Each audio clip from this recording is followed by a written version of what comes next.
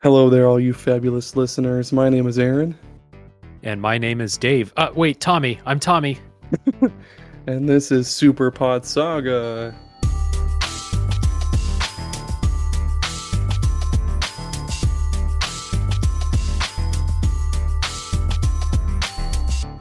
For any of you first-time listeners, this is the podcast where normally Tommy and I talk about every video game topic that there is in existence. But Tommy he's been sucked into the digital world through his cell phone from playing all that Marvel Snap. He'll be back soon, just here in a little bit. We have an awesome guest for everybody today, Dave with Tales from the Backlog. How are you, Dave? Doing good, man. Good to come on the show. Thanks for the invite. You bet, dude. Yeah, where can people... Well, I guess, tell everybody all about your show and yourself and what you got going on in life. Sure, yeah. So I'm the host of Tales from the Backlog, which is a weekly video games review podcast, except as the name might suggest, we're not doing new releases all the time. It's mostly backlog games. So yeah, the every week it's a different game. We deep dive on the story, the mechanics, the music, stuff like that. And the key thing I want people to know is that I made this show so that if you haven't played that particular game, we're not going to spoil things for you, at least not at the beginning of the show. So let's say, for example, a recent episode that came out was Bayonetta 3. If you didn't play that, you can listen to the first hour and a half, I think, of that episode, spoiler free. Find out, what makes it good or bad. Mostly bad in that game, I think, but you can listen, you won't get spoiled. So that's the way the show is structured. And then there's a spoiler wall, and after that the all the spoilers are flying. So if you have played, you can stay tuned for that discussion too, or if you don't care about spoilers, whatever. That's Tales from the Backlog. Sometimes we do discussion episodes, and Aaron here was on a recent episode talking about long games, and why some burn us out and why some keep us entertained for a long time. And I think today on our episode that we're going to talk about some games you can play forever too, right? Oh, yeah. So yeah, so that's Tales from the Backlog. Nice. Yeah, I do need to check out that Bayonetta 3 episode, because I had that one pre-ordered, but then of course I canceled it later on. But is it really like not as good as the first two? No, I frankly no, it's not. It's the things that you liked about the first two are still there and they're still good, but they're a much smaller piece of the pie in Bayonetta 3. And they introduce a bunch of alternate, gameplay modes and a lot more focus on trying to tell a story that makes any sense, which is antithetical to Bayonetta, in my opinion. Yeah. And the story that they told makes a lot of sense, but it's really stupid. So kind of subtractive. Yeah, it's kind of a bummer. That is a huge bummer. Yeah. Well, yeah. What are we talking about today? We're talking about roguelikes today. Oh, hell yeah. Oh, yeah. What do you think makes a really, really good roguelike? What's a good one apart from a bad one? So I'm glad we're talking about this. This is our topic because I don't play a ton of roguelikes, but there is a key theme to all the roguelikes that I really love that are not named Vampire Survivors. That's the outlier. And that is, I really like the ones that have stories, and they use the fact that it's a roguelike to tell the story in a way that fits that kind of game loop that a roguelike has. But the one, aside from having a story, number one, to me, you're going to be like dying all the time and resetting and constantly going back to the beginning. And so to have a story that pulls me along is a key thing for me. But to me also, like, the gameplay that you're doing, especially like the low level gameplay before things start to get crazy with all, added mechanics and items and stuff like that, that's got to be really fun for me. Otherwise, like, if the gameplay is like super basic at the low level while also being difficult, I'm going to bounce. And there's some really popular roguelikes that I just like couldn't get down with. Or like, the other common thing with me in roguelikes is if I beat it one time, then I quit. Like, my brain says, you're done with this. I don't care how many more variations there are to play. So there are some that I really, really love, but I played them for 5 hours, beat them once, and never touched it again. And it's just like the switch turns off in my brain. So it's like that single player mentality. I don't know. I get that. How about you? Yeah. Yes, a lot of the ones I play, I like the feeling of, I like being rewarded for not doing a whole lot. Like, even if you say you go through the run or through a run and you die pretty early on, you still Mhm. unlock something, and I think that's really cool. There's a lot of those I'll talk about. Yeah. I also like ones that you can just jump into at any point, just because like hey, I need to kill 30 minutes. Guess I'll hop into one of these games I'll get into later on as well too. And Yeah. those are my favorites to just jump in, uh, get like maybe not even halfway through the first level and die. Mhm. Oh my gosh, there's one game on my list that I've put maybe like 90 hours into, and I still haven't ever beaten the final boss in it. Jesus. Yeah, it's tough. Well, what was your first pick? Okay, so the first one that I wrote down, this is probably my favorite roguelike, and it's a little bit different from what people might think of in their head when I say roguelike, first game that comes to your head. It's a little bit different, but Returnal is my first game, and it's Oh, probably my favorite roguelike. And by the way, I know there's a distinction between roguelike and roguelite, and I don't give a shit. I'm not going to uh, I'm not going to separate them in this talk. So Returnal is my favorite one, and two key factors for Returnal. Have you played Returnal, Aaron?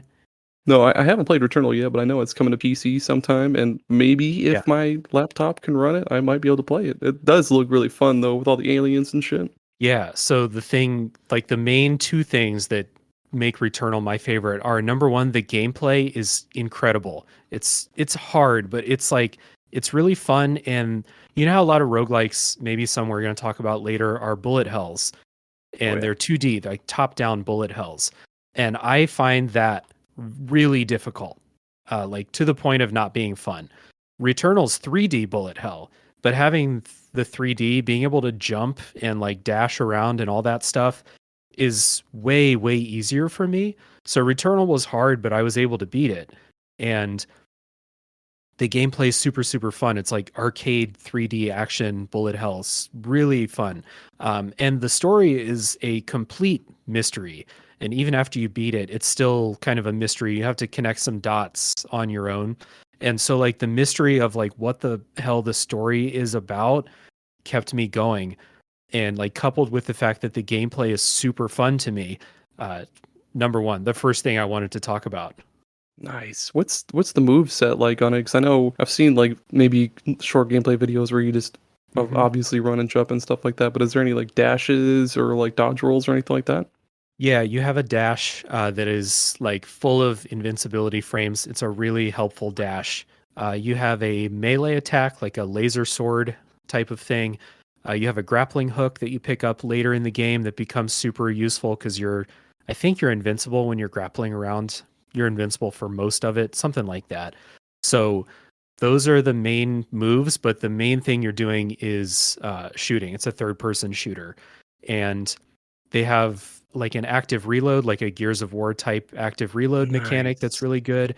And the thing that like it's coming to PC so more people can play it. It's going to be awesome, but it's not going to use the haptic feedback from the PS5 controller, which is designed with that active reload. You get little cues through the controller that it's reload time. They do a really good job with sound cues though, so it's not going to be like impossible.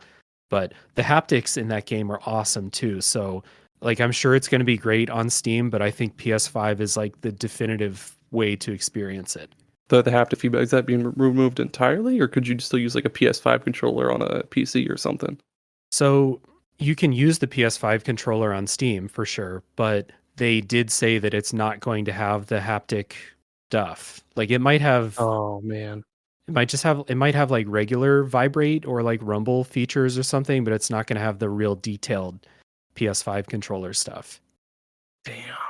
That Yeah. sucks. Do you remember when what was that game called? 1-2 Switch came out and they were really Uh-huh. pushing really hard for this is totally off topic, but like there was this one little mini game on there where they really pushed the HD rumble and you were like turning the Joy-Con because there was like it was like a canister of marbles and you're trying to see how many marbles were in there.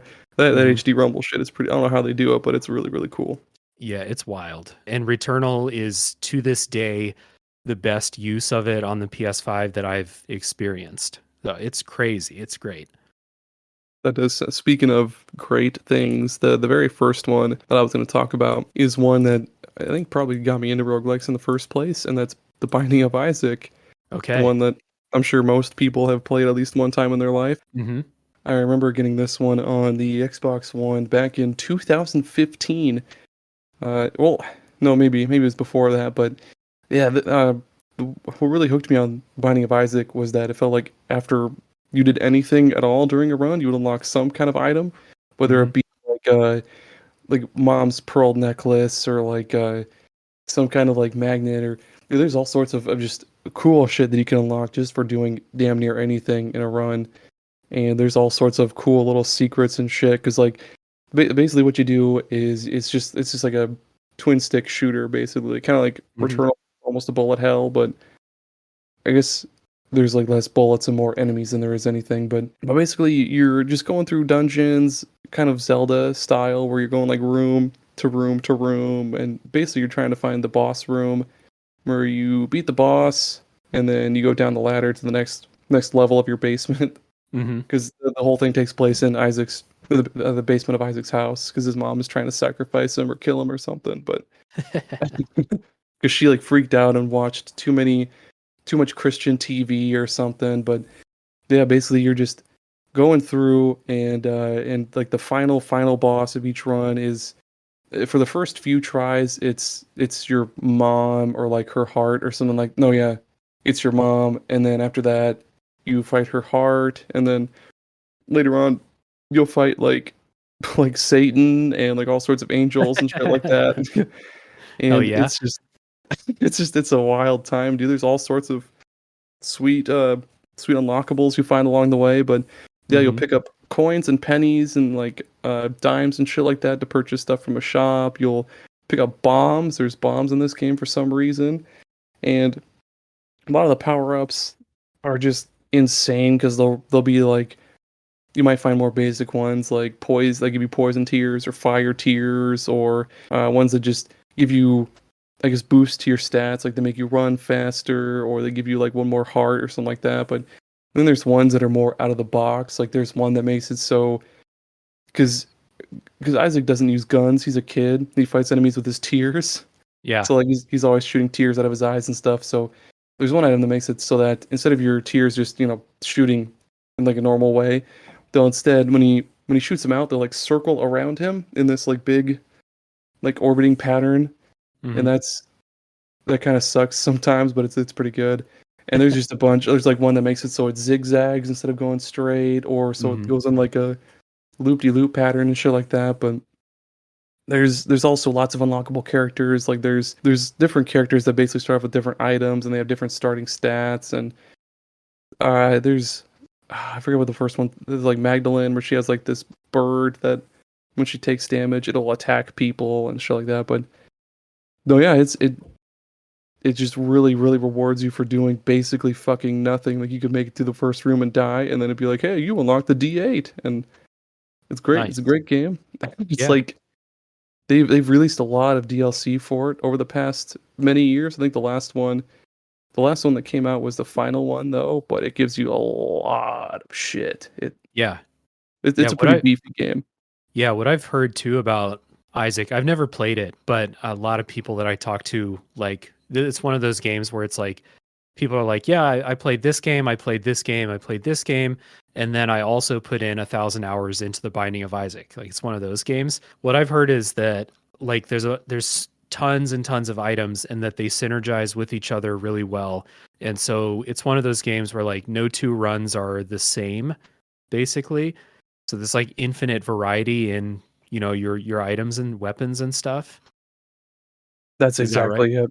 Yeah, Yeah. that's exactly it. And then there's all sorts of other I guess items you have at your disposal too, because you can also unlock different cards. Like there's tarot cards that you can use to, I guess, either give you like a burst of energy or a burst of health, or like call down mom's foot to stomp on somebody, or like crazy shit like that. There's just all sorts of shit at your disposal all the time, and Yeah.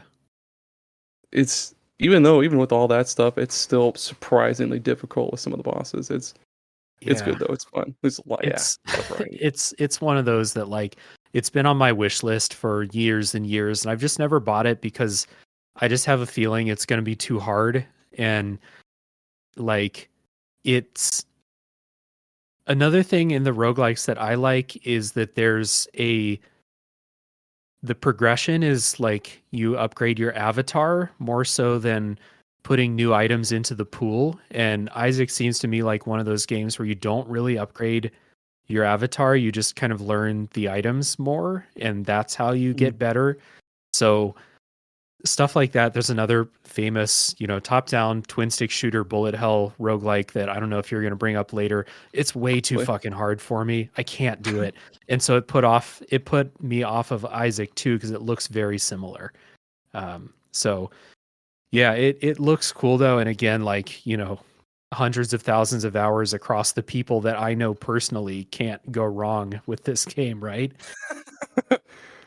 I guess, yeah, your way of thinking about it does make sense. It is more about learning items, because when you pick up items in that game too, it doesn't tell you at all what those items do. It'll just say, like, it'll just have some flavor text, like you can pick up a can of dog food and it'll be like, tasty, but it doesn't tell you what the fuck the dog food does. But right. so that makes sense. Yeah. Speaking of dog food, another game I want to shout out it's called Sunless Skies. Have you heard of this? Perfect. I have not. Okay. It's made by the same people who made Sunless Seas and The Fallen London, kind of like, I think it's like a browser MMO or something like that. I'm not super familiar, but anyway, Sunless Seas, Sunless Skies, they're basically the same thing with just different flavor. So it's like how do I describe this? You have a ship and you're flying or sailing around in your ship. You're either like in this Lovecraftian ocean world or this Lovecraftian sky world. And you get this ship and you have like a goal basically, but you set out, you're never going to reach your goal for a long, long time. So it's basically survival. You go out, you're trying to make money to buy food for your crew. You come across stuff out in the world, like these events. You make kind of RPG type choices where it's like, you find a busted up ship. Do you go explore it? Yes, no. There are risks associated with it. You may go inside the ship and you get another one of those choices that's like, you see the safe, but the ship is breaking apart. Do a skill check or leave to figure out if you can go grab the safe. And so you're managing your crew, like numbers, you're managing your hunger. You will have Lovecraftian horrors happen to your crew and they'll get freaked out.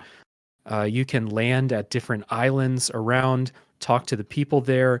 The writing is so incredibly creative and awesome that like you always want to talk to people and find out what their story is. And it's roguelike because you can die. Your crew can all die. You can die. There's combat in the ships and stuff like that. And when you die, you start a new character basically, and you don't really carry over a whole lot. It's really hard to. You have to like buy new ships and stuff in order for stuff to carry over, I think. But what you do carry over is knowledge that you got from the last round. Of saying like, I went to this spot on the map, I got murked by some pirates, I'm just going to avoid that until I get leveled up a little bit. Or this side quest is easy money, so I'm going to do it again with my new character to kind of get some easy money at the beginning of the round. So yeah, Sunless Skies, Sunless Seas, they're both basically the same. Sunless Skies has some upgraded like combat and stuff, but they're basically the same. Pick your flavor. Do you want Lovecraftian horrors in the water or Lovecraftian horrors up in the skies, basically? Lovecraftian horror in the water would.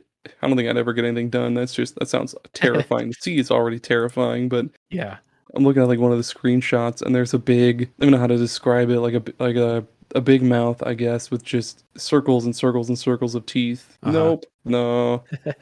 So I don't know about that. They're on the games are on Steam. They're also on Switch. They're great like handheld games because it's a ton of reading in there. It's real heavy on reading and like RPG choices rather than combat. Although, like I said, there is combat. So highly recommended if you're into like Lovecraftian types of stories, because like I said, the writing is really, really good. Nice. I've never heard of those, and yeah, it looks like they've been around since what, 2015? I've never heard of these before, but they sound awesome. Yeah. Yeah. I don't know like how widespread they are, but I don't hear a lot of people talking about them. And certainly like when you think roguelike, you often go to those like combat focused Damn. games and you just, yeah, like it's roguelike. When you die, you have to restart with a new character, like from the beginning. So you can sink a ton of hours into it and it's great, great reading material. So yeah, highly recommended. Reading material, nice. Speaking of the sea, the next game on my list is one that I don't know if I've ever it's one of my favorite games of all time, actually. It's Hades. Okay. Yeah. Yeah. So I've put entirely too many hours into Hades because there's just a good number of reasons. So first off, the visuals for it are just super awesome. Mm-hmm. They're all hand drawn and incredibly detailed and exactly what you'd expect from something from Supergiant. Yeah. It's so great. And the characters, just like all the drawings and shit, they're just as detailed and so different from each other, not just from like the way they I guess look or talk, but just in how they interact with each other. Because every now and again when you're going through a run, sometimes if you have like a boon from say Ares already, you'll run into one from or you'll run into one for like Poseidon, and they'll kind of go back and forth with each other Mm-hmm. and talking about goofy stuff, or like Dionysus with Aphrodite or something like that, and that's really cool. Mm-hmm. And there's a lot of sweet, awesome characters to interact with where it's like Sisyphus is like the nicest fucking guy in the world, and the poor guy stuck pushing that boulder up that hill, Yeah. and it feels so bad. Yeah. And it's also really, really cool that there's a lot of customization you do before, like you mentioned earlier when we were talking about Binding of Isaac, where you do actually kind of enhance different aspects of your character Mm-hmm. as opposed to learning about new items and shit like that, because you have all your different passive abilities where like there's maybe like instead of reviving once per run you can revive once per room, or like increasing your speed or the number of dashes and shit like that. And then there's the different weapons that already on their own play differently from one another, whether it's the Stygian blade or the bow or the fist, but then there's also different aspects that further make them even more different, Mm-hmm. like the aspect of Gilgamesh for the twin fists, which is just that's my shit right there. I can beat a run in like 13 minutes with those motherfuckers. Damn. What's your And favorite weapon? the Is it the the twin fist? fists of yep, the fist with the aspect of Gilgamesh, dude. It's so good. Right.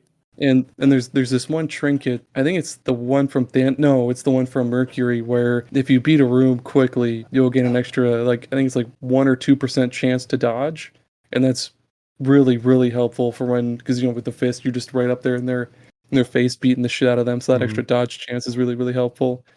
And yeah, and then there's also those different little trinkets you can pick before a run that'll further help you on your because like there's one that just makes it so you encounter more Poseidon boons, but then there's ones that like give you 20% damage if you're further away from the enemies and shit like that. Mm-hmm. And even with all of that, it already sounds pretty good. I hope I'm already selling you on it, but there's just a bunch of story too. Like there's a lot of story to the game because Yeah. like it just starts off with Zacharias just wanting to escape from the underworld, and then he finds his mom, and then it's like maybe I should reunite my parents. Oh, maybe I should reunite all of Olympus, with Hades and everything like that. But Mm-hmm. hopefully that wasn't a spoiler for anybody. I don't think so, but Well, there's an all around. I have played Hades, and this is one of those, like I said, like where the fact that there is a story was pulling me through. So if I had and there are a couple of like meat wall sections or bosses in the game that I like really struggled with to beat. But the fact that there was a story beat waiting for me when I did beat it, or even after you die, you still go back, you get new conversations with people. They never repeat dialogue, which is incredible. And but even with all that, this is one of those games where I beat it once, and for the real ending, you have to beat it more than once. But I beat it once. I went back. I died against the final boss the next time, and I was like, I'm done. I will watch the ending on YouTube because my brain is just the switch has flipped, and I am done with this game now because I beat it. So I really liked it though. It's a really good like best of both worlds. Like I think the combat is really fun. The mechanics of like making a build, choosing your boons, choosing what to use the Daedalus hammers on, all of that is really Yeah. interesting decision making, I think. And then the story was also compelling. So yeah, best of both worlds. I love that game. Yeah, And dude. And there's just the what? soundtrack bangs. Can't Yeah. talk about Hades without just mentioning, like people don't know already, but the soundtrack bangs. Yeah, the Supergiant just cannot do wrong, it seems like, because Hmm. I guess I haven't played Pyre, so I don't know, but Bastion slaps in every way, Transistor slaps in every way. I don't think they've made anything else besides those two and Pyre and Hades, but so Right. far the track record is pretty good. Pyre's an interesting game. It's not I think it's their worst in a lot of ways, but it's still something that's worth playing, and I did enjoy playing it. But it is an interesting one. I named my dog after the dog character in Pyre. So there we go. Nice. Yeah. What is the dog name or character? Rookie. His name Rookie. is Okay, Rookie that's cool. Greentail in the game in Pyre. Yeah. Speaking of dogs, the next one that I have on my list is another one with a story, and it's one that I'm gonna be careful for spoilers with, but it's Inscription. Have you played Oh my Inscription? god. Yeah, I have. One of our co-op podcast buddies gifted me the game for the Secret Santa, and I Oh, forget if it was sick. Stormageddon or if it was somebody else, but yeah, I have played it and it's awesome. Nice. Yeah. So you know what I mean? Like there's a Mm. story pulling you through a little bit. You start to pick it up as you play through the card game. But the key thing with Inscription is that it is a card game, it's a deck builder, it's a roguelike. When you die, you start from the beginning. But the key thing is that the roguelike deck building elements of it are really good. So you may have heard people say like Inscription is a game with things to expect the unexpected, et cetera, et cetera. But if that were all there were, it would just be a gimmick that you're waiting for. But it's not, because the card game is really fun. So I love that Yeah. card game. And they released an update that has a standalone just the card game version called Casey's Mod, and I still play it. It's fun. It's a really well thought out game, and then when it does, start to go into the unexpected, that's really awesome too. And it's one of those that like, so if you're listening to this and you haven't played it, you should play it. It's really good. If you like card games at all, play Inscription. But I'm glad that I made it to the point where I played it without being spoiled on what else happens in the game, I want to talk about all those weird parts so Yeah. bad, but I don't want to Yeah. spoil it for anybody Right. because I, oh my god, the first time I beat it, you get to the, we'll just say the part without spoiling it in some kind of way, but Right. it was so weird. I was like, why the fuck? Why is I guess this probably won't spoil it for anybody. I was like, why why are we watching these videos, man? What is this shit? Right. Yeah. But the card, the board game aspect of it too was really really cool because you can choose different paths to where like you add a new card to your deck or you sacrifice one card to give another card the one card's abilities Hmm. and yeah, there's all sorts of really sweet choices too. That game is just so much fun, and the little critters are just so cool too. Like little otter guy that you get at the beginning, and then there's all sorts of goofy shit like the Ouroboros, and that's just it's a really really well made card game. Aside from all the other goofy shit that happens Yeah. with Leshy and all that. There's a lot of ways to break it open, and it's something that I appreciate about this, about Hades, about some of the other like story driven roguelikes, is that because there's a story and they want you to see the story, then they don't make it incredibly difficult to beat. They want you to beat it. So Inscription is like, there are 10,000 ways for you to become invincible in Inscription. You just have to figure a couple out. You'll get there. And I really, really enjoy that about it. Returnal's not like that. Returnal's hard as shit, but Yep. you like you can beat it. I beat it. I'm not, a huge bullet hell person. I beat that game. It's fun, and the boss fights are a lot of fun in that game. But yeah, this and Inscription and Hades, since we talked about those, are two where they're like, there's a story here. We want you to see the end, so we're going to help you. So yeah, I appreciate that. I also really like that you dying also adds something to the game because like he'll take your picture and make those one cards where you pick like the you pick what is it the health and attack from cards that you had in your deck, and Yeah, then you pick and a their abilities sigil. from the card Yeah. you had. Yeah, that shit's really cool. I like that. So you, like along the way you could just pick up. I always named them stupid shit. Like it'll be like poop or like rats or like something like that, and I'll be Uh-huh. like, oh, I found rats that has like digging slash flying sigil, and it's like 14/5 or something like Yeah. that. Yeah, it's just one of many ways that you can bust it wide open. It's real good. Speaking of busting things open, the next one I had was Flint Hook. Have you played Flint Hook? No, I've heard the name, but I can't even picture it in my head. What is it? Oh my god, dude. Look it up because the visuals are super cool. It's I wouldn't say like 16-bit because it's a lot more detailed than that, but yeah, basically it's all pixelated and the music is like chiptune and like just bumping, dude. It's everything is so good about that game, but what really sets it apart from others is that for one, instead of having it's not like a twin stick shooter or anything like that. It's more platformy, I guess, because like your main weapon is just a gun that just a regular gun, but the main gimmick is that you use your little grappling hook to get around faster than you would walking or jumping and stuff like that. And you also have the ability to kind of slow time for a little bit in case you're in a tight pinch, you want to like grapple hook around an enemy's bullets or something like that. But there's also other little, I guess, sub weapons you can pick up as well too. Like there'll be like I think it's called like a skull bomb where you use it and then it shoots these like flaming skulls at enemies, or there'll be like an ice bomb or just a regular bomb. And before a run, yeah, you buy these packs of cards that you can, I guess, like pick and choose which ones to equip before a run, and they'll add different abilities. Like you get more money, or you come back from death one time. But then there's also more intricate ones that why they make it so your bullets ricochet off of walls, or they'll go through like a certain number of enemies or something like that. And yeah, it's just I this isn't the one I was talking about earlier where I said I haven't beat it, because this one I haven't beat, but this isn't we'll get there, but Gotcha. it's really really fun and really really different and cool. Nice. Yeah, I'm looking at screenshots. Every single screenshot I look at has so much going on the screen.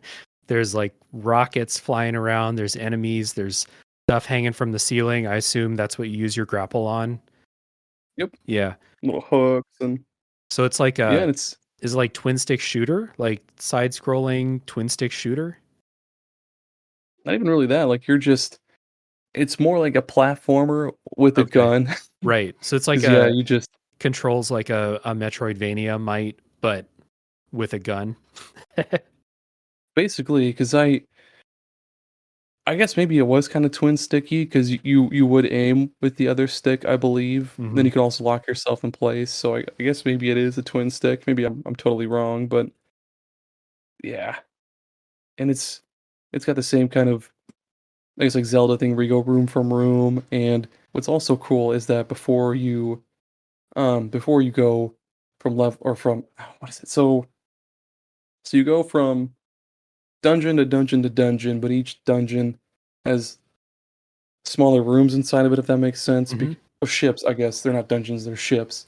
But each ship also has like different aspects to it. Like it'll be like, hey, this one's filled with treasure, or this one has more enemies, but you'll get a cool new thing inside, or but it's also got a little bit of story packed in there too, because every now and again you'll unlock different lore, little bits of lore. Hmm. They'll tell you about like a lighthouse or like all these famous people in that universe, and that's also pretty cool. But it's dirt cheap. It's $7 on Steam right now, and it's Nice. fun as hell. Hell yeah. If that's on Switch, then that seems like something I could get That into. is, Hell yeah. that is. Awesome. Well, speaking of grappling hooks, the next one I have on my list is a new one. It came out last year, and it's a bit non-traditional for roguelikes, but it's Cursed to Golf.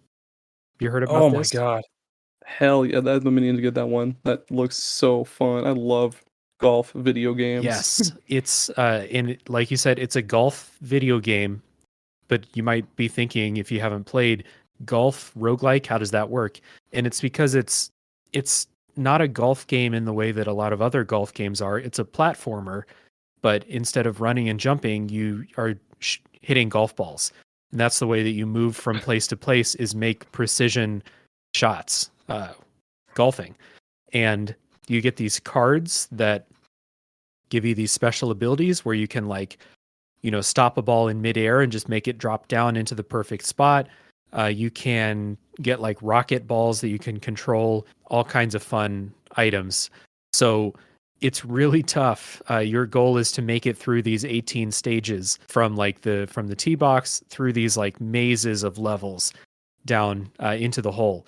And if you get all 18, then you escape from this like golf hell world that you're stuck in.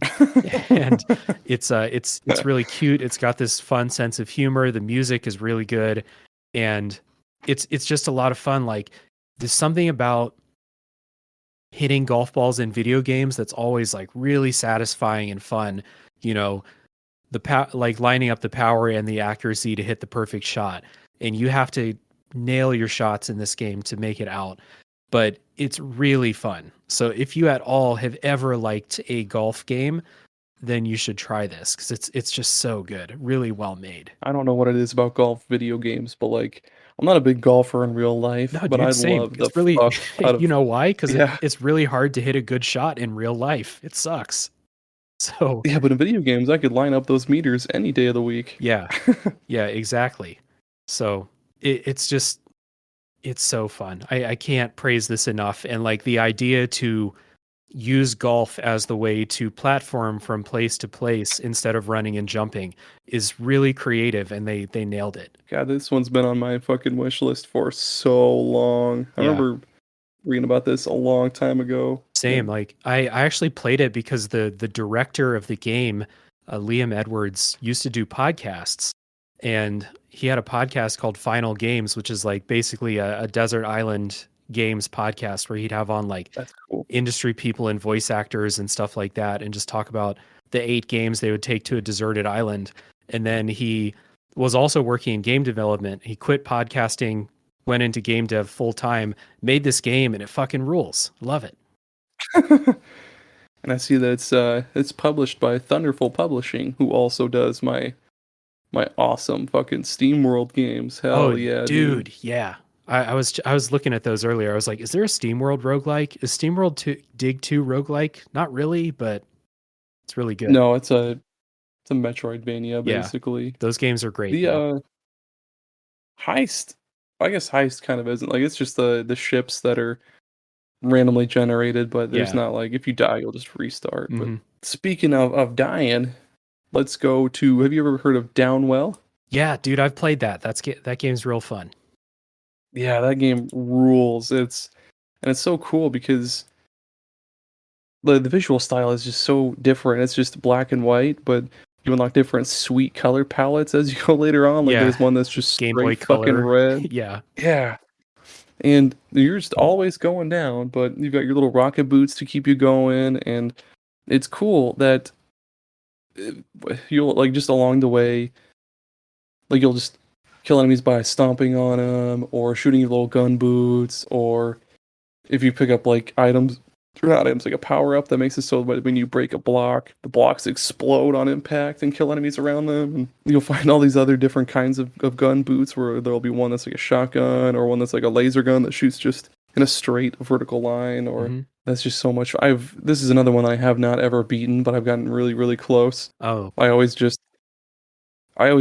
like end up panic jumping when I'm at like 1 health. I'll panic jump and then I'll hit an enemy, and then that'll be my downfall right there. But it's just, I think this is another one that's super duper cheap, and it's just so addictive. Yeah, dude, like full price. I feel like that game's like $5 full price, and it's a good time. It's really hard. I've never gotten more than like 3 or 4 levels into it. I'm just not very good at it. But I like how simple it is, but because it's so simple, you learn how to play it in like 45 seconds, and then it's game on after that. Like, if I remember right, you're falling and you can like shoot stuff out of your boots, and you run out of ammo. The only way to recharge your ammo is to land on the ground, and then you jump back down and repeat. And you're trying to like bash on enemies, but some of them have spikes on their heads and stuff like that. It's real simple, but really well executed. So I forgot about that when I was making my list, but I'm glad you brought it up. Yeah, it's just, and actually it's only $3. It's $2.99. So listeners, if you're on a tight budget, go get Downwell because there's a lot of that game to love. Yeah, 100%. Speaking of gaming on a budget, my next one I want to talk about is, let's see, what do I want to talk about? I got a couple that I think are on your list. So have you ever played Monster Train?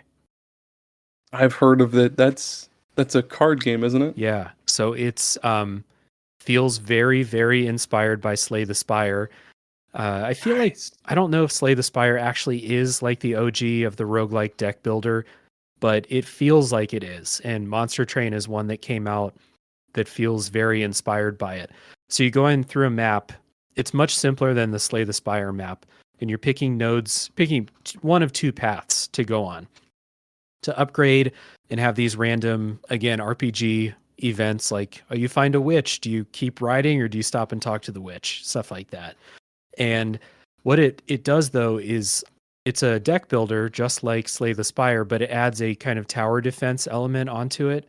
So you're in a train, and your train has, by the way, you're transporting the last fire of hell, which you're trying to like relight hell again. Hell is frozen over, and people are trying to stop you, like these angels and stuff. So that's cool. But what you're doing is in this train, you have 3 levels, and at the top is your pyre, and the enemies are trying to get up and snuff it out. So you have like a 3-level tower defense type setup where every turn, if you don't kill an enemy, they'll move up 1 floor. So you want to try and set up your bottom row to do some big damage. So stuff, if they do make it up, they're weakened. And then, I usually try to set up like the top row with another heavy hitter to finish stuff off. But there is like that tower defense strategy too. And I hate tower defense games, but this one really, really nails it, I think. And it's another one where it's like not very hard to beat it, but like Slay the Spire, they have these ascension levels that you can gradually make the game harder, but you're constantly unlocking new cards. And the other thing about this is you have these clans of these, demons and imps and shit like that. And the clans all play very, very differently. And on each run, you pick a primary clan, which will give you like that clan's hero card, which is obviously really powerful. And then you'll pick a backup clan too. And the clans all synergize with each other in interesting ways. So there's a ton of like strategy in between runs to experiment. Like maybe I got fucked up when I was using the Hellhorn and the Stygian clan last time. Well, let me mix that up. I'll try different clans this time or a different combination and do something different. And it's really, really fun. And so like, I didn't fully want to talk about Slay the Spire on this episode because I feel like people have heard of it, but I don't feel like enough people have played Monster Train. And I like saying like, if you like Slay the Spire, guarantee you will like Monster Train. It's really good. I know for a fact I've seen that on Game Pass, and I'm looking it up really fast to see if it's on there. And I hope to God it is. Yes, it is. Yeah. Oh my God. It's a good time. Installing. It's one of those where if you have Game Pass Ultimate, you're going to do cloud streaming or something. Like it's turn-based, so cloud streaming, as long as your connection is like decent, you should be able to play it that way. I have it on Switch. It's a incredible handheld game. I bet it works great on Steam Deck too. So yeah,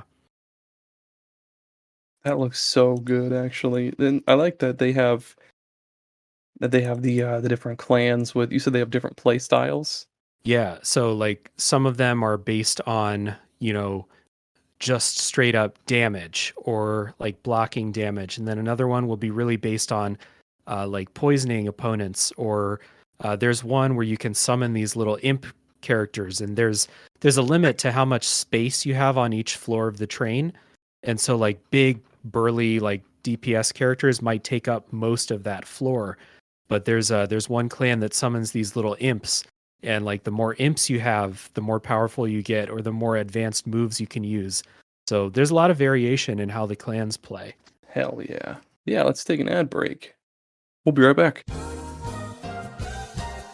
Before we get into the ad, though, a big shout out to our patron, A Novel Console. They're a one-of-a-kind podcast. Their podcast is about anything from books and video games. They're one of the best variety podcasts out there. Please check them out. And thank you again, A Novel Console, for being our patron. Let's get into that ad. Are you tired of greasy, cheap, fried fast food and you want a much healthier alternative?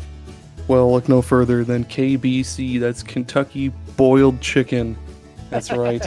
They boil their chicken in the finest lightly salted tap water with no other preservatives or greases or lards or butters at all. Just healthy, plain boiled chicken. Scrumptious. And at KBC, we're all about being environmentally friendly. So there's no plastic cartons, no bags, no straws, no nothing. When we give you your food, we give it to you by the handful, straight to your hand.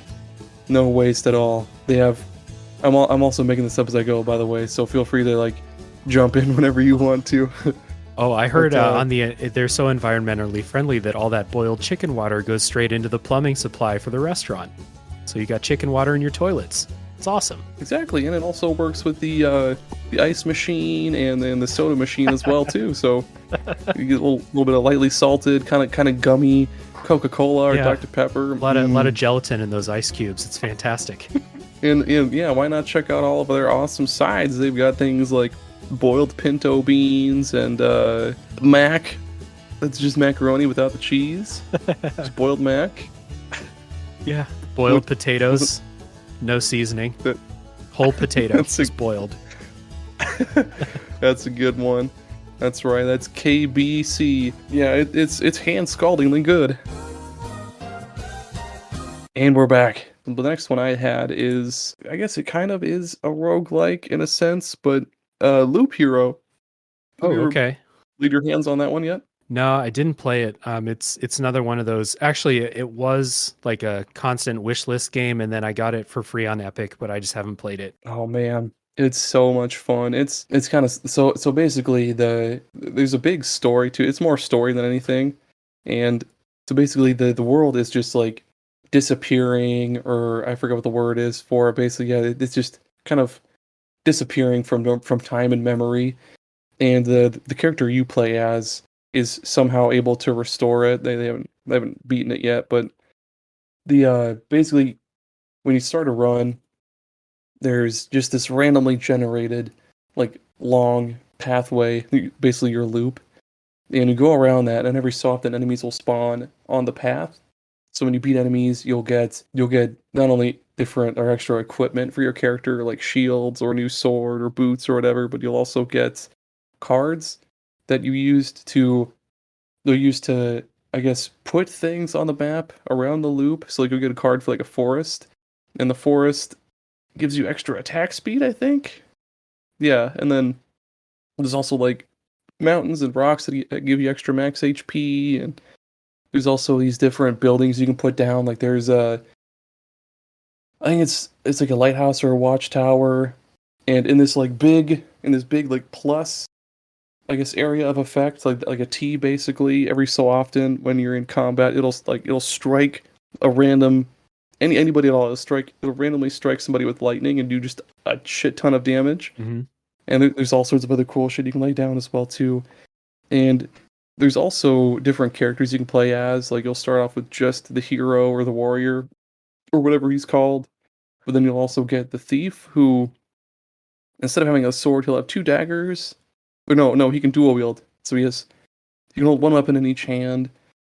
And then he also has less defense, but he starts off with a certain percentage of vampirism, which is just like life steal. Like when he hits, he heals a little bit of that damage. Mm-hmm. And he's also better at dodging and stuff like that. But then there's the necromancer, who is more focused on every so often he'll summon a new skeleton or whatever, and the skeleton will fight for him. But he also has like a shield, and he also fights as well. But yeah, so there's 4 bosses to the game. So basically the point of your run is what is it? There's I think it's called the boss gauge at the top of the screen, and as you place down more and more cards, that boss gauge will fill up, and then once it does fill up, the boss will spawn on the map. Mm-hmm. And each different boss has their own strategy to them as well. Like the first one is the Lich. So he spawns in and he'll spawn like the areas around where he spawns turn into a like different palaces, and each palace that's left standing gives him like 5% extra HP or something like that. Mm-hmm.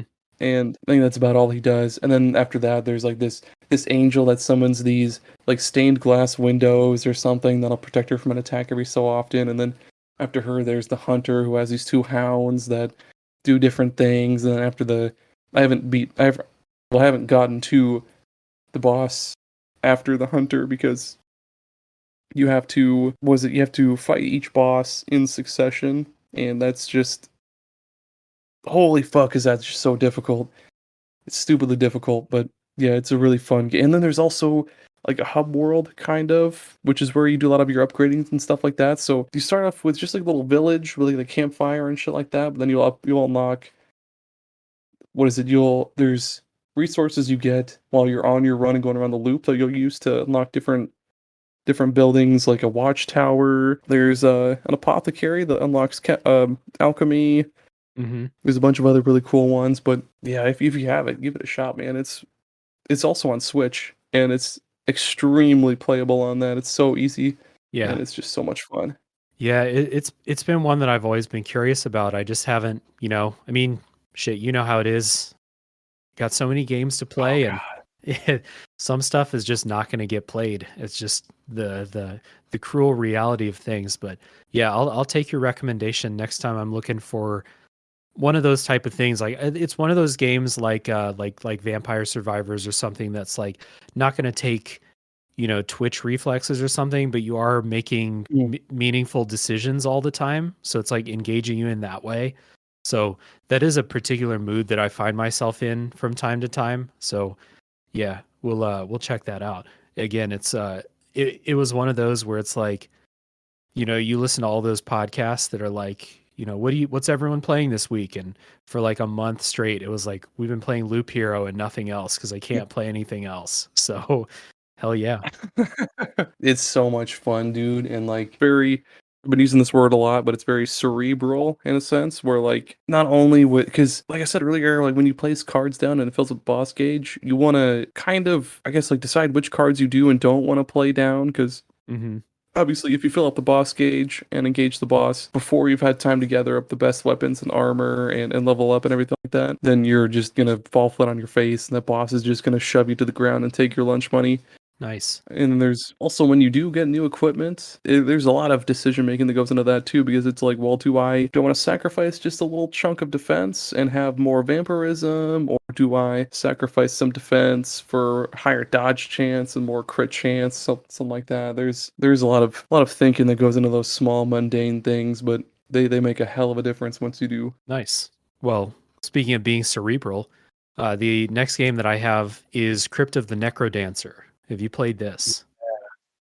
I have. I got it on sale for $1 on Steam, and I've played just a little bit of it, but it's fun. So that's one of the first things about it is like, if what I'm about to describe, if people haven't played it, if this sounds the least bit interesting to you, like Aaron said, you can get it on sale for literally $1, and it goes on sale all the time.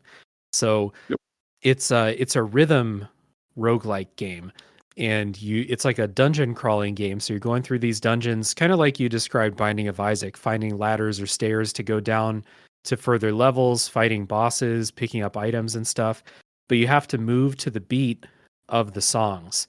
And there's like a meter on the bottom that shows you, when the beat is happening, if you can't follow it by ear. And it sounds like that shouldn't work, but it works really well. Now, the game is hard as shit. I've never beaten it. I've never gotten close to beating it. But I want to shout it out because it's a super creative idea. The music is really good. Even Nintendo thought that this was so interesting that Nintendo gave them the license to make a Zelda game with this same concept. So Cadence of Hyrule came out a couple years ago now, and that one's easier. I did beat that. But that one's the same concept. It's still roguelike, but it's like you're playing A Link to the Past with that type of gameplay mechanic using Zelda music. And it's really, really creative. So if you want the like the $2 version, Crypt of the Necrodancer, it's fun. It's a cool thing to check out. You may, because you have to memorize like how the enemies move around, and they're all moving to the beat as well. So it's a lot to take in. I found it to be hard, but if you want the easier version and Legend of Zelda music, which of course I don't need to explain to people how good Zelda music is, that one never goes on sale because it's associated with Nintendo.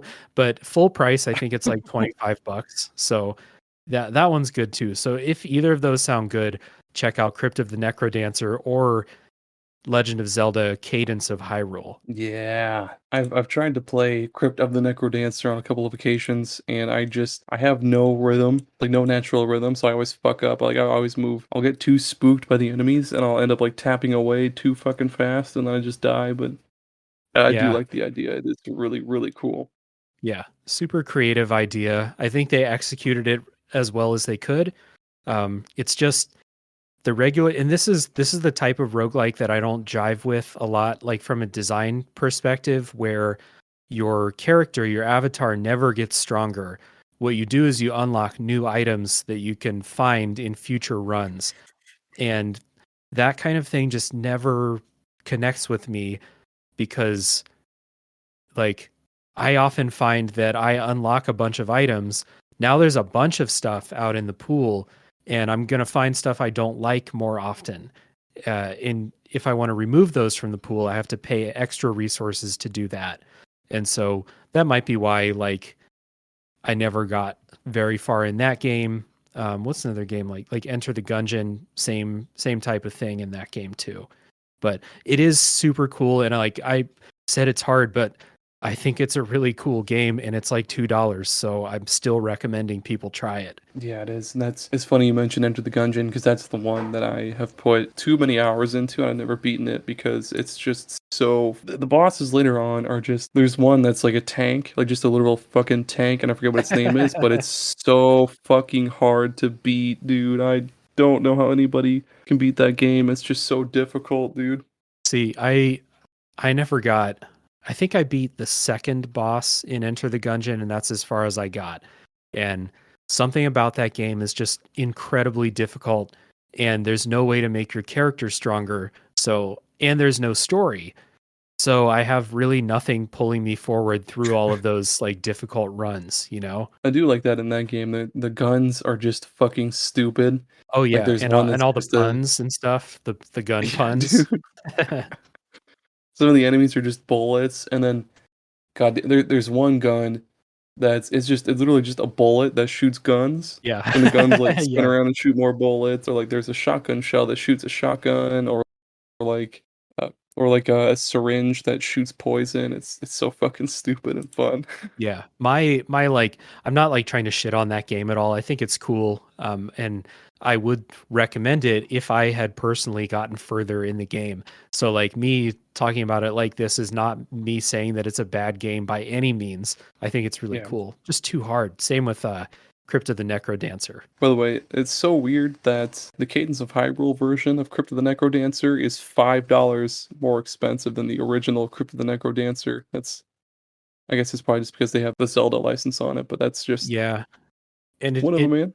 it never goes on sale either. Or like when it does go on sale, it's a Nintendo sale where it's like you get 6% off, enjoy it. Whereas the regular game goes down to like you said, like 6%. $2. Yeah, it's like it's $4 right now. Yeah. Well, speaking of $4, the next one I have that I have played again too much of is Dicey Dungeons. Have you Yeah. played that one at all? That one's on my list of things to talk about, but I had a feeling you were going to bring it up, so I was going to let you do it. Yeah, I love that game.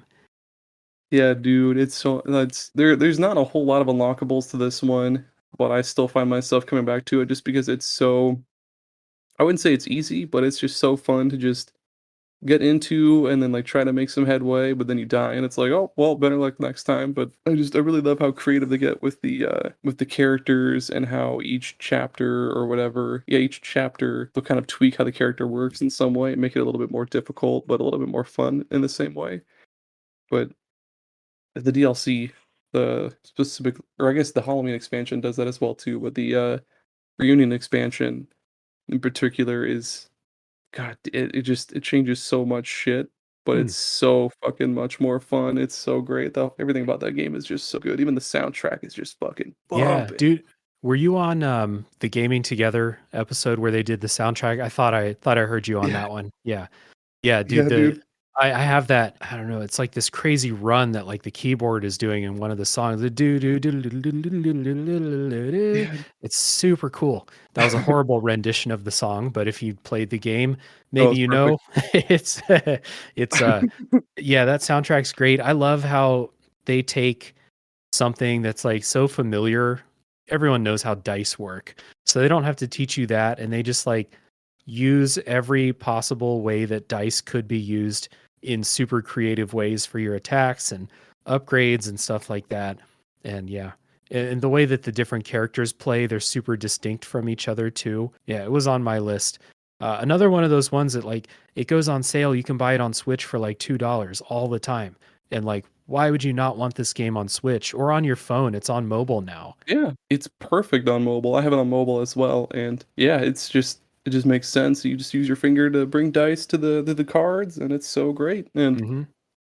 there's a lot to it. Like the Halloween DLC is so fucking difficult for anybody that tries to play that game. It's fun, but it's difficult. It's the artwork and the enemy designs are really really cool too. Like there's just like a hedgehog or no, a porcupine Yeah. that has the sniffles, and then there's just the what is it, the kid with the sticky hand and the skates, and like Yeah. yeah, everything about that game just fucking rocks. Yeah, like the game show presentation of it is really really cool. It's super Oh yeah. stylish. Like trying to think of like the only thing that comes to mind as like as stylish as this is it's got some of the like Persona 5 like flair to it that I think is really cool. Well, speaking of flair, the last one that I have on my list, and I feel like you have things to say about this game too, is no conversation about roguelikes could be complete anymore without talking about Vampire Survivors. So That's right. that's on my list, saving the best for last. Maybe last. I don't know how long we're going to go. But Vampire Survivors, it was one of those games where like you hear everyone talking about it and it starts to reach this level where you start to think like there's no way it's as good as everyone is saying. And then you hear what the gameplay is like, which is basically just walking around while your weapons auto fire. And you think there's no way that that's going to be very engaging to me. And it is the most engaging game I've played in a while because you're constantly walking around avoiding stuff. So you're doing, you know, gameplay stuff. And kind of like we talked about with Loop Hero, you may not be super active with the controller because you're just moving, but you are constantly making decisions about where to go, where to whether to pick up those crystals or not, because there's a strategy to not level up as much as you would think you should. And then when you get items, trying to build out Oh the yeah. right build, get synergies, evolve your items, and then on top of all of this is this just manufactured dopamine addiction by playing it. I don't know if you knew this, but the guy who made Vampire Survivors used to program gambling software. So I doesn't that didn't know make that. That's perfect cool. sense though? Because of how Vampire Survivors is? It That does make sense, dude. That shit is just what I what even what kind of what I can't think of the word for it right now, but I guess what exacerbates that even more is that it's so accessible to anybody because it's only fucking $4. yeah. So like anybody could just pull $4 out of their couch and just get it completely fucking world-wreckingly hooked on Yeah. Vampire Yeah, it's Survivors. and it's crazy because you're constantly picking up shiny things, you're constantly picking up new items, you're evolving the items you have, and then by the end of your half-hour run, you are like a hurricane in the middle of like of these enemies. Like it's insane how powerful your character gets. And I played this for about 30 hours. I'm still unlocking stuff. And when I get to that end part of the run, I get the satisfaction that like I created this force of nature. I can like set my controller down and just watch the last 4 minutes of a lot of runs and just admire what I've created and just pick up all these chickens or bags of money and stuff like that. So Yeah, it's great. That is great, dude. This natural Yeah. disaster just walking around.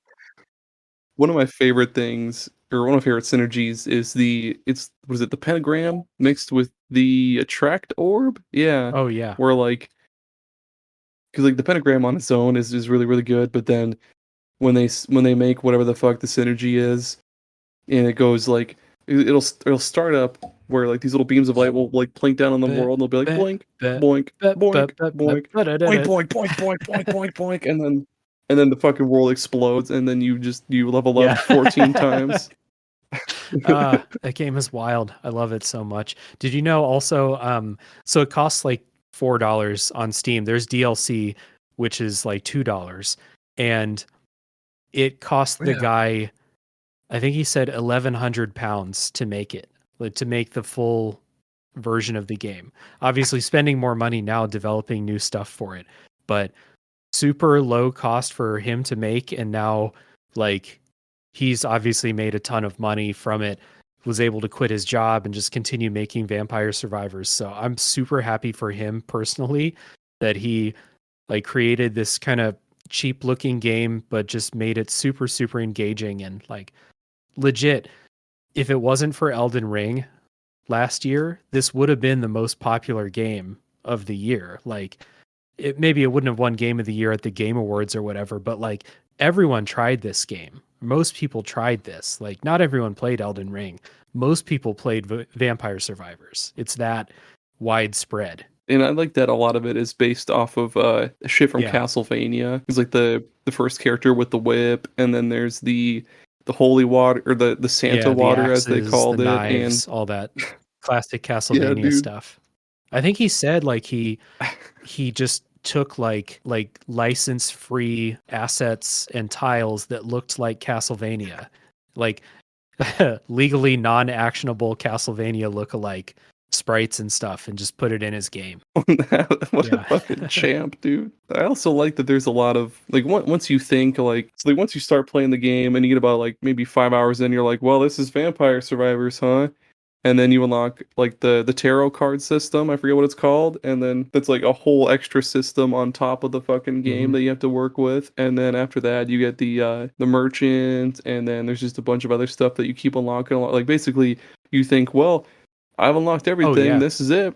This is my life now. And then there's just even more shit that's hidden in the game, and it's just so cool. There's so much shit packed into that fucking Yeah. $4 Last game. year in, I want to say August, maybe. I had an episode on Tales from the Backlog about Vampire Survivors, and it was while it was still in early access, but it was like version 0.8 or something like that. And both of us said like, we know this is in early access, but we don't think the game is going to change that much from now until 1.0.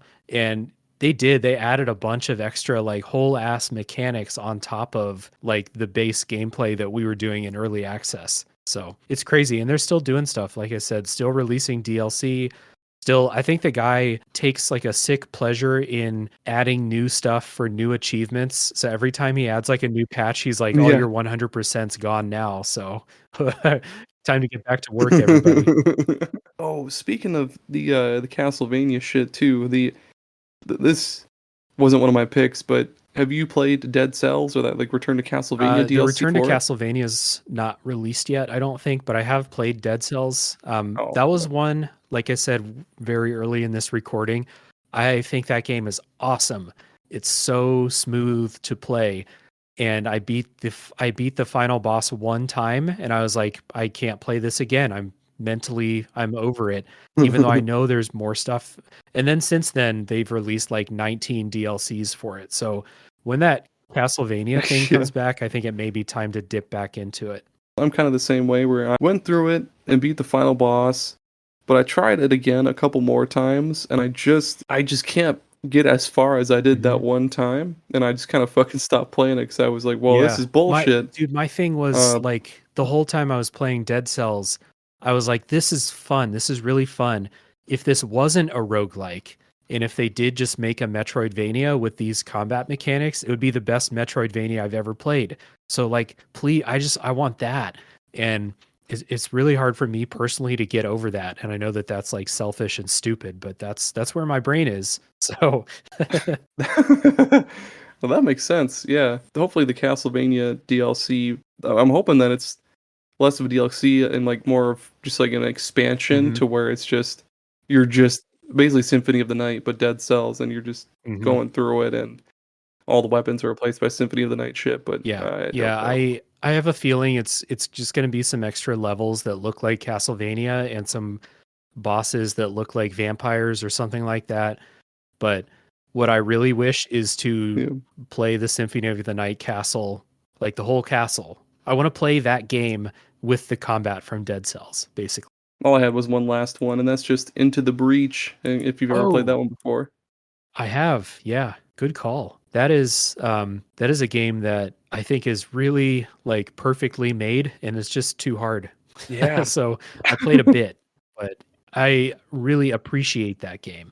What I like about it is that it touts itself as like a strategy kind of game, but it plays more like a puzzle than anything because it'll be like I only have this much energy left, but then this enemy will attack this mech, and then this enemy will bind to this other mech so it can't move, and then yada yada yada, and then kind of have to like you have to play this little song and dance in your head of like, well, maybe I could just throw my other mech over there, which will get it out of the bind, and then protect this building and all this stuff, and it Yeah. really makes you. I've sat there and just thought about different strategies for like 10 whole minutes at one point because I've beaten like the last area thing like maybe twice in the fucking maybe 50 runs that I've done, Mhm. and that shit is just it's so intense because it'll. I mean, I guess it's not really spoilers, but basically you'll be doing a regular mission, and then you'll fall through the ground into like this underground area, and you'll have to protect these batteries, and then there's lava slowly closing in on the whole map. Mhm. It's intense, and there's a lot of thinking you got to do, and that game, yeah, it's just so fun. And the different squads I didn't mean to fucking scream right there, sorry, but the different squads that you unlock with the different mechs that have like different play styles and shit, that's I also really appreciate that too, because there's I forget what it's called, but there's one squad where there's like one mech that specializes in throwing things, and then there's another mech that pulls, and then there's another mech that pushes away and shit like that. It's all about like pushing, pulling, and throwing and shit like that. And that Mhm. I greatly appreciate any roguelike that gives you extra characters that have extra play styles as opposed to just being like the one character all the time. Uh-huh. Yeah, the thing I liked about that is so like for people if people are listening and they haven't played, it's turn-based and then when it's the enemy's turn, it will show you what the enemies are going to do. Or when it's your turn, it will show you what the enemies are going to do on their turn. So you need to manipulate think whether you kill enemies or just push them into a different place to make sure that they don't cause harm to your characters or to the buildings or stuff like that. And so it gets you into like kind of like a chess like mindset where you need to think moves ahead and prepare accordingly. Except unlike chess, you know what your enemy is going to do. So it is kind of like a puzzle, like you said, Aaron. And I think that's really cool. It's just too hard for me. So the only time I beat the game was when I dropped the difficulty down to easy, which I think you should do if you're just learning the game, is play it on easy for a while and then bump it up to the regular difficulty. Because I just found the regular one too hard straight off the bat. But I do really appreciate that. I never played FTL, which the same developers made FTL, another roguelike. Oh Did you yeah. play that? I've heard of it, but I haven't played it before. Is that the one where you're managing a spaceship or Yeah. something? Yep. I haven't played that Okay. either. I also heard that game's really hard. But yeah, Into the Breach is great. And listeners, if you have Netflix, you can play this on your phone through Netflix's games, which is one of the cool. Netflix has like a surprising little handful of like really good games that you can play just using your Netflix subscription. They've got this, they've got Before Your Eyes, which is a wonderful game. They've got Immortality, which is crazy. Um, so yeah, play Into the Breach. You can probably play it for free right now if you have Netflix or if you have That's someone's cool as password. fuck. Which you won't have for very long. Right. Yeah. Yeah. This game's great. Well, yep, listeners, that's it. That's every single roguelike there is. That's it. There's no other roguelikes out there. But if anybody does want to talk to you about other roguelikes, if they happen to find them, Dave, where can people find you and your podcast? Ooh, they can find me by searching Tales from the Backlog on any podcast app. I'm also on Twitter. You search Tales from the Backlog, you'll find me. Same as Instagram. And on my show, talking about roguelikes, I did an episode about Hades. That was very early in the show's run. I did an episode on Returnal. And I think that's it as far as roguelike goes, because a lot of them don't have stories. Inscription. Also, I did Inscription too. Oh, yeah. Yeah. So, yeah, those are 3 to check out if you love roguelikes and want to hear my show. All had really good guests on them, good conversations. So, yeah, thanks, Aaron, for having me on. You bet, man. And yeah, Super Pod Saga, you can find us on whatever the hell podcast you use. We're on mainly Twitter, and we have like Facebook and TikTok and all that stuff, but we rarely ever use that. I apologize to anybody that regularly uses Facebook or TikTok or Tumblr. But yeah, be sure to check out our website, superpodsaga.com, and I'll make sure to include a lot of Dave's social, or I guess your podcast social media is and everywhere they can find you as well. And sure. And yeah, that's it, listeners. You have a good rest of your day and a good weekend. Well, this is the weekend. It's not going to come out on the weekend, but Dave, tell them goodbye. Bye, everybody. That's right. Bye.